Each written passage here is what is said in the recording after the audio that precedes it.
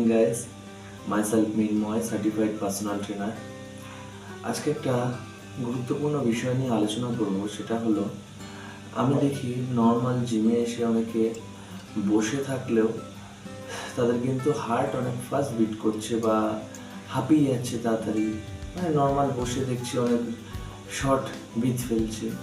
So এটা কিন্তু তাদের খুব একটা হার্টের জন্য ভালো না। সো তাদের যখন হার্টবিট চেক করা হয়, দেখছি নর্মালি রেস্টিং হার্ট রেটটাই অনেক বেশি।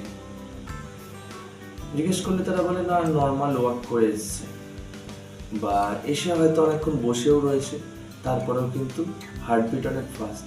সো আজকে আলোচনার বিষয় এটাই যে কীভাবে নিজের রেস্টিং হার্ট রেটকে কমাবে। কারণ রেস্টিং হার্ট রেট তোমার যত কম থাকবে তত কিন্তু তোমার হার্টের জন্য ভালো। অ্যাটলিস্ট 60 to 100-এর মধ্যে রেস্টিং হার্ট রেট যদি থাকে তাহলে তোমার ভালো, আর 60 থেকে কম হলে খুবই ভালো। সো আজকে কিছু পদ্ধতি অবলম্বন করার কথা বলবো, সেগুলো যদি তোমরা মেনে চলো তাহলে তোমাদের কিন্তু রেস্টিং হার্ট রেট অনেক কমবে, যেটা তোমাদের হার্টকে আরও স্ট্রং করতে হেল্প করবে। সো ফার্স্ট অফ অল তোমাদের হাইড্রেট থাকতে হবে, কারণ তোমরা যত জল খাবে তত কিন্তু তোমাদের বডি হাইড্রেট থাকবে কোনো ফাংশনের সময়। কারণ তোমাদের বডি যদি ডিহাইড্রেট থাকে আর কোনো ফাংশনের সময় সেই পার্টিকুলার এরিয়াতে যখন ব্লাড ফ্লো দরকার পড়ে আর বডি যদি সেই সময় জল না পায়, তখন হার্টকে ওই ব্লাড ফ্লো মেনটেন করার জন্য অনেক বেশি হার্ড ওয়ার্ক করতে হয়। তো তখন হার্ট রেট অনেক বেড়ে যায়। তারপর তোমার হিট এরিয়াগুলো এড়োতে হবে। কোনো অনেকক্ষণ ধরো হিটের মধ্যে রয়েছে, তখন বডি সোয়েট প্রডিউস করার জন্য কিন্তু হার্টকে অনেক বেশি কাজ করতে হয়। এর ফলে হার্ট অনেক ফাস্ট কাজ করতে শুরু করে, তখন হার্টবিট অনেক ফাস্ট হয়। সো হিট এরিয়া এড়িয়ে চলতে হবে। থার্ডলি হচ্ছে তোমাদের স্লিপটা একদম সুন্দরভাবে স্লিপ সাইকেল কমপ্লিট করতে হবে। স্ট্রেসের মধ্যে থাকলে চলবে না, স্ট্রেসটাকে এড়িয়ে চলতে হবে। আর ডেলি খাবারের মধ্যে অ্যাটলিস্ট পটাশিয়াম ম্যাগনেশিয়াম রিচ যে ফুডগুলো হয়, যেমন তোমার বেনানা হতে পারে, নাটস হতে পারে, তারপরে গ্রিন ভেজিটেবল হতে পারে, লিগিউমস হতে পারে। এইগুলো কিন্তু তোমরা ডেলি নিজের খাবার তালিকায় রাখার চেষ্টা করো।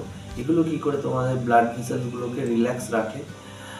সোডিয়াম, পটাশিয়াম, ম্যাগনেশিয়াম রিচ ফুডগুলো যখন খাবে তোমাদের ব্লাড ভেসেল রিল্যাক্স থাকবে, ফলে কিন্তু রেস্টিং হার্ট রেট অনেকটাই তার নর্মাল জায়গাতে থাকবে।